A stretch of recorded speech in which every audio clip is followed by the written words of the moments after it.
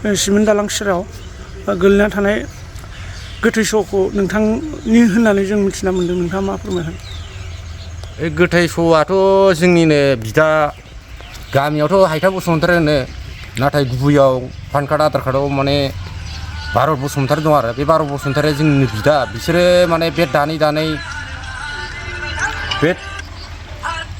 दानै दानै बेबायदिनो बैसाग मासाव बैसागु बायदिसिना मागिनानै हामबाय सामबाय फुजा खानानै मालिक अरुणाचलनि बे दाले इग' साइडनि खाथिनिनो बिनिफ्राय माखासे मालिकफोर फैनायखाय, मालिक माने आबर मानसि, बिसोरो सोंनायखाय दाहोना थानो हागोन नामा होननायखाय बिसोर हागोन होनबाय, फैसानिबो आंखाल मावनानै जाग्राखा। बे दाननायाबो दैज्लां बोथोराव सोलिला नालाय, बेखायनो बिसोरो बिदिनो साब्रैसो थांदोंमोन। साब्रैयाव बिदा फंबाय सानै सावख्ला बसुमतारी आरो बे दा रुंसारि जानाय भारत बसुमतारी, बिसोर सानै बिदा फंबाय आरो सासे इंराज ब्रह्म आरो सासे सोमखोर बसुमतारी।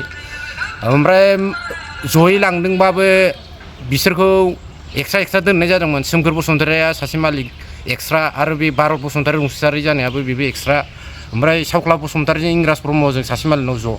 ओमफ्राय बिदिनो बिसोरो थांनाया समबाराव थांदोंमोन, हामबाय फुजा गामियाव देवबारै हगारसारदोंमोन। ओमफ्राय समबारनि अखानायै मालिकआ लांदोंमोन। लांनानै बेबायदिनो समबाराव थाहैनानै बिदिनो बुधबारना मायाव केम्पआव गैया होननानै मालिकआ नागिरफैदोंमोन खारबोबाय होननानै। ओमफ्राय फैसा एडभान्स लानायखौ बिफिनदोंमोन। ओमफ्राय फैसा एडभान्सखौ हरफिननाय जादों।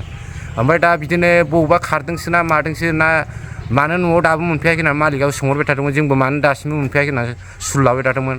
दा फैयै फैयै नै दिनैनि 7 थारिखआव जुननि 7 थारिख 7 थारिखआव दिनै सापरि बे आसामनि दैयाव 5 बाजिसोआव मोननाय जादों। बेनिफ्राय गामिया मा मा? गामियाथ' जोंनिया पन्सायतआ सिलास्रि पन्सायत, गामि पस्ट अफिसा बग'मानानो, गामियाबो बग'मानानो, ओमफ्राय जिल्लाया जाहैबाय धेमाजि।